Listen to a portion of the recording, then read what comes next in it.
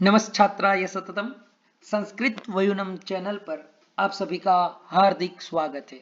यदि आपने अभी तक संस्कृत वयुनम चैनल को सब्सक्राइब नहीं किया है तो सब्सक्राइब करें संस्कृत वयुनम।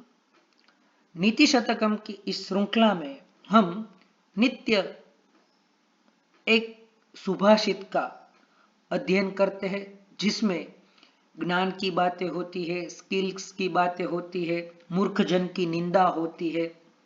तो ऐसे काफी सारे जो सांप्रत समय में भी उपयोगी है ऐसे विषयों को भर्तृहरि ने नीति शतक में सुभाषितों के माध्यम से, श्लोकों के माध्यम से लिखा है।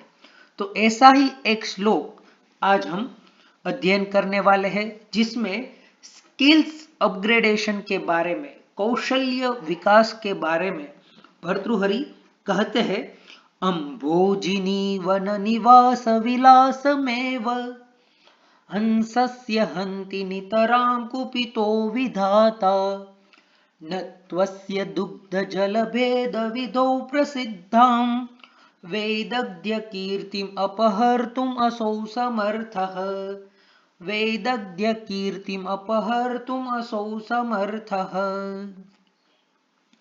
ब्रह्मा भी, विधाता भी यदि आपसे कुपित हो जाए, क्रुद्ध हो जाए, तो भी आपका सुख, सौभाग्य, ऐश्वर्य शायद नष्ट कर सकता है। लेकिन आपके पास जो स्किल्स है, आपके पास जो नॉलेज है, उस स्किल और नॉलेज को ब्रह्मा भी नाश नहीं कर सकते। इसी बात को प्रस्तुत पद्य के माध्यम से उदाहरण के द्वारा बताते हैं कि अम्भोजिनी वन निवास विलासमेव हंसस्य हन्ति नितरां कुपितो विधाता। नितरां कुपितो विधाता, यदि ब्रह्मा जी अत्यंत क्रुद्ध हो जाए, यदि आपका भाग्य आपसे रूठ जाए तो क्या होता है?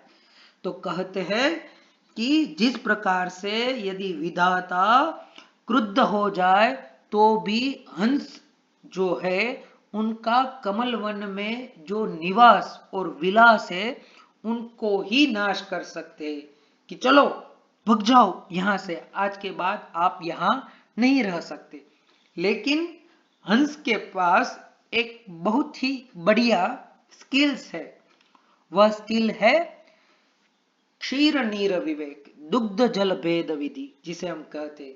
यानी यदि किसी हंस के पास, जो कि मानसरोवर में ठहरते हैं, पक्षी विशेष है, उसके पास यदि दुग्ध और जल मिश्रित करके भी रख दिया जाए तो वह दूध को भी अलग छान सकता है और जल को भी अलग छान सकता है।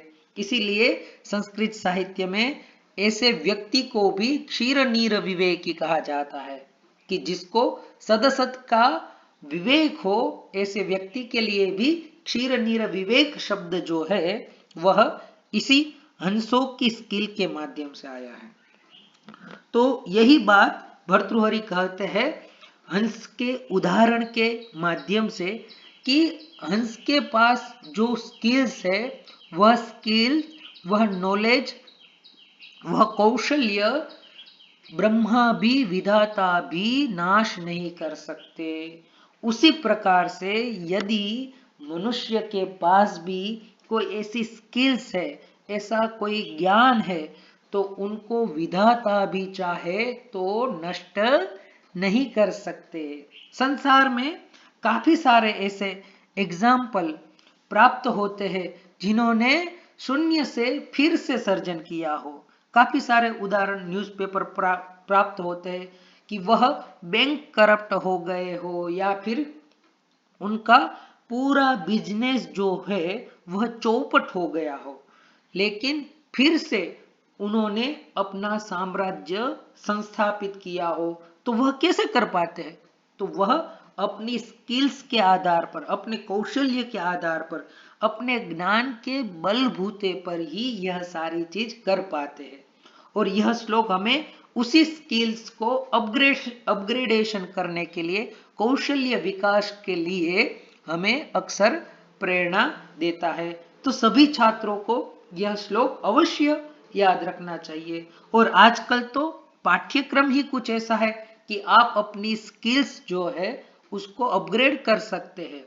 भारतीय शिक्षा नीति 2020 में तो एक विषय ही SEC के ऊपर है, यानी स्किल एनहेंसमेंट कोर्स, ठीक है, जिससे आप अपना कौशल्य विकास जो है, आप जो चाहे, जिसमें आपका सामर्थ्य है या जिसमें आपकी रुचि है, ऐसे विषय को रखकर आप उसमें अपना कौशल्य बढ़ा सकते हैं। ऐसे ही एबिलिटी एनहेंसमेंट कोर्स भी है, ठीक है।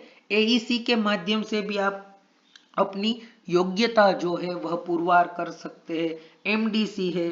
तो यह सारे जो आज विषय या पेपर्स हम पढ़ते हैं तो उनका भी वही माध्यम है, क्योंकि 21वीं शताब्दी में सिर्फ कागज की डिग्रियां जो है वह काम में नहीं आने वाली। आपके पास क्या स्किल्स है, आपके पास कौन सा नॉलेज है, उसी के आधार पर आपका कहीं ना कहीं चयन होगा, या फिर आप अपने ही क्षेत्र में या आप अपने ही उद्योग में उनका प्रयोग कर सकते हैं। इसीलिए हम इस श्लोक से प्रेरणा प्राप्त करके हम अपनी स्किल जो है, हमारा जो कौशल्य है, उनको विकसित करें, उनको और आगे ले जाए।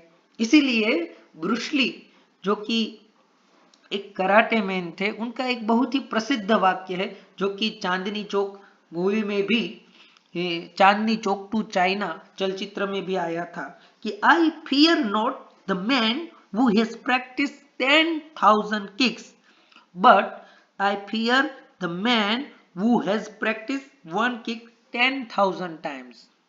अर्थात ब्रूस ली कहता है कि मुझे ऐसे व्यक्ति से भय नहीं है जो 10,000 किक्स जानता है, ठीक है, लेकिन मुझे ऐसे व्यक्ति से भय है जिसने एक किक्स की प्रैक्टिस जो है वह 10,000 बार की है।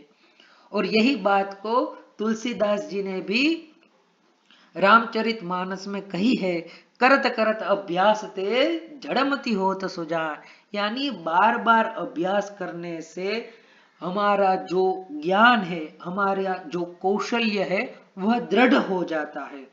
तो हमेशा अक्सर हमें हमारी स्किल्स को अपग्रेडेशन करना चाहिए, हमारे नॉलेज को अपग्रेड करना चाहिए। जिस प्रकार से हम समय समय पर हमारे मोबाइल को तो अपग्रेड कर लेते हैं, लेकिन हमारे नॉलेज को, हमारी स्किल्स को यदि हम अपग्रेड नहीं करते तो जैसे पुराने वर्जन में वायरस आने की संभावना है, वैसे ही आपके जीवन में भी रुकावटें आ सकती है।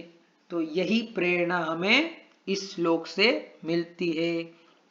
तो पदच्छेद कुछ इस प्रकार से है, अंभोजिनी वन निवास विलासम एव हंसस्य हंति नितराम कुपितः विधाता न तु अस्य दुग्ध जल भेद विदो प्रसिद्धाम वैदग्ध्य कीर्तिम अपहर्तुम असौ समर्थः।